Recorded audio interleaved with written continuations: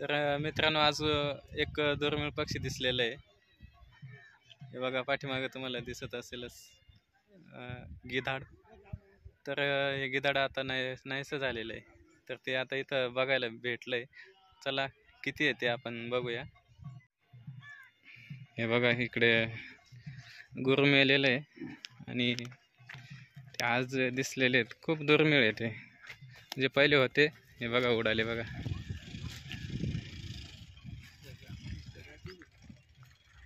उडून गेले.